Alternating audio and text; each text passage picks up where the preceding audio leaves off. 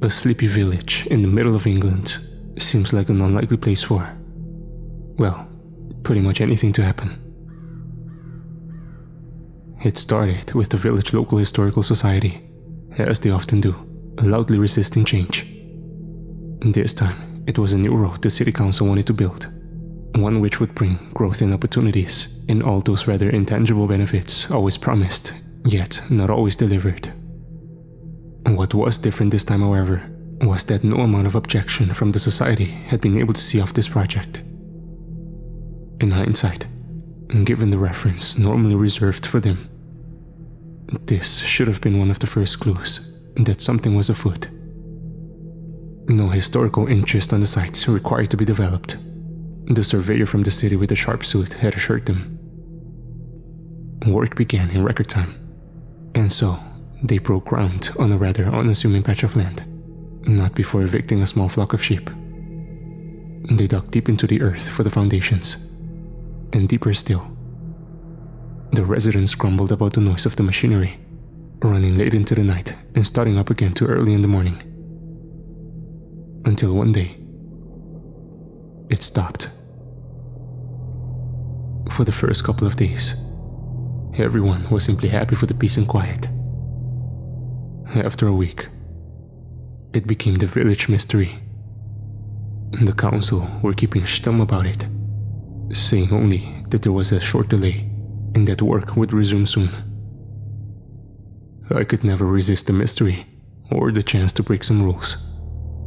So I asked some friends to come on a little adventure and see if we couldn't find out what the holdup was. My old school friends, James and Liz, none of us strangers to a little soft trespassing in the name of entertainment during a well-spent youth, and James's girlfriend Hannah. I don't think they thought it was much of a mystery, to be honest. But there isn't a lot to do in the village this small, so they were easily swayed.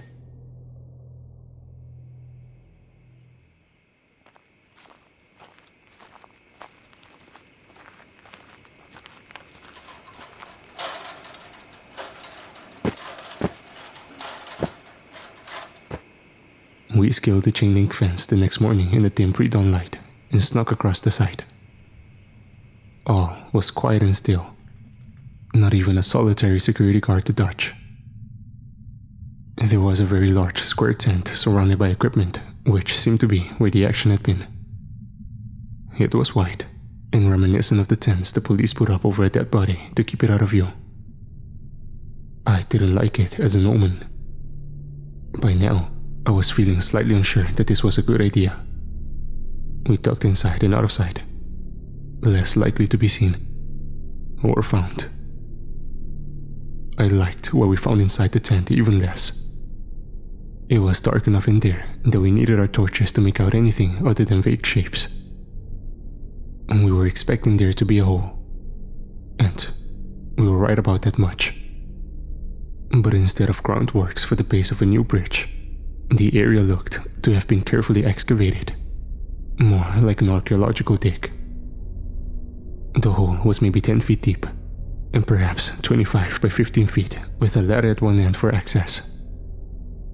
Our torch beam scanned across the ground, illuminating the grisly contents of the pit. Partially exposed skeletal remains peeked out from the dark earth, twisted and tangled together. This wasn't a cemetery. This was a mass grave. I shivered, a deep chill settling over me. My head was spinning. No historical interest? I refused to believe the historical society didn't know there was a mass grave here. They had been around forever and had reams of documents, especially old maps covering every aspect of this village. Had there been a battle here? I swallowed hard, wondering internally if there was a chance it was the correct period of a plague pit. That wasn't all though. My blood turned to ice in my veins as I finally dragged my eyes away from the skeletons and saw something that really didn't belong in a grave. James had already scampered down the ladder and was approaching it. I descended with more trepidation, waiting at the bottom to offer a hand to the girls before we picked our way across, carefully trying to avoid stepping on any one. James looked up as we reached them, the disturbed ancient dust floating in his torch beam. "What the?" he muttered. A large granite slab had been dragged aside, partially exposing a stone staircase which led deeper into the earth. It was dangerously, almost seductively inviting. And yet, just looking at it twisted a tight knot in my belly. There was an inscription carved into the stone. "This place bears a curse. Bury this stone again, and dwell not on it." 1666. What could they have been so afraid of that they felt that they must cover it with a gigantic lump of rock, a mass grave, and then 10 more feet of earth? I didn't want to go down there, but at the same time, how could I not? We descended without exchanging a word. It was somehow a given that we would, as if some unseen force propelled us forward into the darkness. At the bottom of the staircase, we found the rotted remains of a wooden door. I led the way, creeping forwards with my torch thrust out in front of me, distinctly aware with each step that we shouldn't be there. The hairs on the back of my neck prickled. We found ourselves in a chamber, though other words sprang into my mind unbidden. Tomb? Crypt? Prison? There was a sconce attached to the wall that would have once held a candle. James slid his torch into it so that it cast a dim light around the room. The walls and floor were the same hard stone as the staircase, apart from a white circle in the middle of the room. In the torchlight, it appeared to be bare earth, though it was darker in color than natural for the area, a deep red hue with pale flecks that glinted faintly. "I think we should keep out of that circle," whispered Hannah.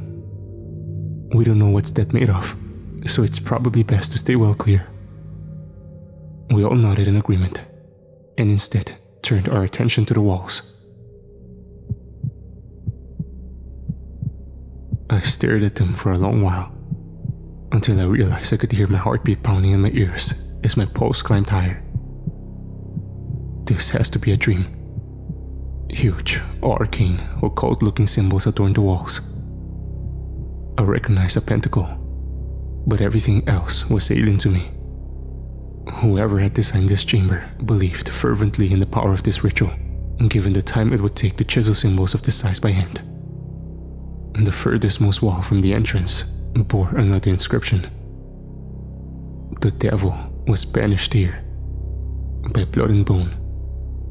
Be most wary. Seek not his escape, or be us all damned to eternal hellfire. The families three, or kin forfeit, to halt the beast, forsaken by the Lord, and all that be good. 1666. Liz pulled out her phone to snap a photo.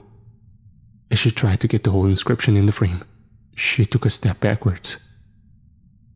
I tried to call out, to stop her, but it was too late. Her foot sank softly into the dark earth, and she pulled it back out as if it burned. Before our eyes, the footprints began to glow a terrible red. Spidery, thin cracks spread from it, also glowing red as they widened and grew. The ground beneath us rumbled ominously. "We need to leave," I hissed, grabbing Liz's hand to pull her back towards the exit. But she just stood and didn't move. "No!" I insisted, tugging on her hand. In a flash, her palm burned white hot, and I instinctively snatched my hand back. I looked more closely at her, distressed. She stared back, but it was not my friend looking out of those eyes. They were suddenly inky black, and her whole demeanor had changed. She cocked her head, watching me in the most animalistic, inhuman way. The others were begging her to leave too, to no avail.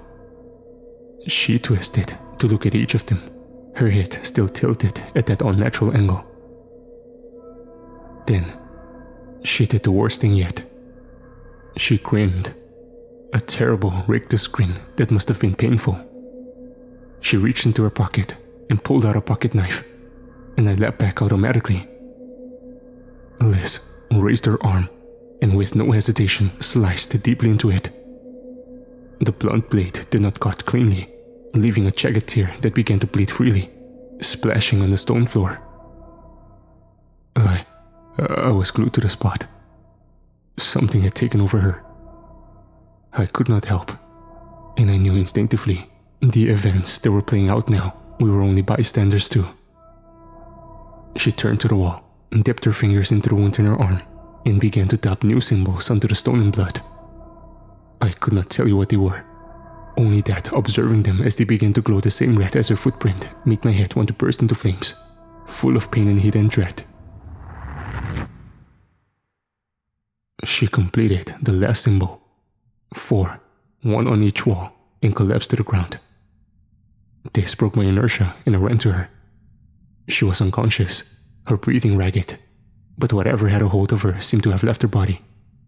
I quickly slipped off my belt and tightly fastened it around her arm to stem the flow of blood. I had been so focused on helping Liz, I failed to realize it was quiet. Too quiet. I spun around to check on the others. And to my horror, they were also in its clutches. They were held against the wall, arms held out in a crucifix pose. The muscles in their necks bulged, an unseen hand choking the life from them. The ground was shaking harder than ever. Whatever was coming, it was close. I grabbed Liz and hauled us into the corner, as far from the circle as we could get, laying her head down gently onto the hard stone floor. The glowing cracks had spread fully across its surface now, and with every shockwave, the tiny particles on the surface would jump and shimmer in the torchlight. The circle fell away with a grating, booming noise that made me clap my hands to my ears, only to find they came away with marching smears of blood on them. If the end of the world had a sound, it was this. First out of the red ground came a hand. A monstrous, wizened hand ending in jagged claws. Then another. The beast hauled itself out of its pit, surrounded by acrid smoke, flames licking at its feet. A skeletal figure with a dark leathery hide unfurled to its full height, towering above us. Its face resembled the skull of a boar, lit from within by that sickly red glow that was all around now. It roared, and as it did, I could see that same red glow throughout the cracks in that old, gnarled skin. The creature seemed to be hellfire itself, poured into a corporeal form, all the better to unleash its wrath. It turned its attention to James and Hannah, still fighting desperately against the invisible bonds that held them captive. You are the first upon which I take my revenge, but you are only the beginning. It rasped, and I felt the words in my head, white, hot and searing, as much as heard it. Why us? James managed to whisper hoarsely, looking wildly at me. Your lineage condemns you. It hissed, and raised one of those colossal hands, and curled its claws into a fist. James and Hannah both froze, then began to convulse, their bodies contorting and twisting unnaturally. Their piercing screams rent the air, and when I heard the first crack of bone, I couldn't watch anymore, burying my head into Liz's coat. I didn't look back until it was quiet. There was nothing I could do for them now. Their crumpled forms lay prone on the stone floor. The creature turned its attention to me. Their ancestors blamed me for the pestilence that befell them. It spat. They imprisoned me here below their blighted dead. Now I should tear out every branch of their family lines. Witness my return, human. My vengeance will be taken in fire and blood. I shook like a leaf and cradled Liz's limp body, expecting any moment to meet a similar fate to my friends. The flames around its feet shot up, engulfing the creature. It roared again, An ear-splitting shriek that threatened my very sanity as it echoed through my head. The impossible fire raged through the room, insanely hot, until I could not stand it any longer. And, just as suddenly, the chamber grew dark again. When I dared to look up, the creature had vanished. The walls were blackened, and somehow I wasn't burnt. Liz stirred beneath me, also unburnt, but breathing shallowly. I scooped her up and made a break for the door on shaky legs. I didn't stop until we were clear of the building site. I set her down as gently as I could on the grass and collapsed next to her, blinking in the first rays of sunlight peeking over the hill. I wasn't honestly sure that we weren't dead. That was 3 days ago. Liz is in the hospital. She should be okay.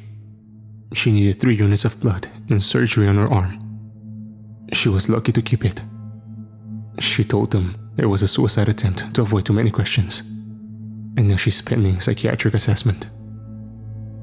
I have joined the Historical Society. It turns out there's a lot more to it than your run-of-the-mill history society. And given the events of the last few days, that makes a lot of sense. I've also started to look in the family trees of James and Hannah. The inscription on the ground had mentioned 3 families back in the 1600s. There could be hundreds, if not thousands of descendants of those families now. I need to know who could be in danger and who could be able to help. Most suspiciously, the side of the pit remains quiet. I so wish they had stopped digging once they reached that plague pit. But something tells me it was always their intention to reach what lay beneath it. Men in all black arrived the day after we escaped. And for a while, I thought it was all about to blow up. Police, journalists, TV crews, the whole lot. But nothing happened. There was no indication they had discovered the bodies. They only stayed for a short time. And when they left, they sealed it back up tight. There have been a few incidents in the village. Coincidence? Or the start of a vengeful demon taking its revenge? Fires have been breaking out. Chimney fires. Stovetops catching alight without warning. Maybe it's the time of the year. Maybe not. A flock of sheep on the nearby fell were savaged by a large dog, which still has not been found. That's the official story anyway. The farmer's wife was overheard tearfully divulging that the poor creatures had been torn nearly limb from limb in a manner no natural beast was capable of. The butcher's wife dropped dead in the street, ostensibly of a heart attack. But the witnesses say her face was twisted up in a grimace of pure terror. I do know she was a distant relative of James, a second cousin. That may help narrow things down a little. I know something is brewing. The demon is biding its time, growing in strength. I fear something far worse is coming. There is work to do.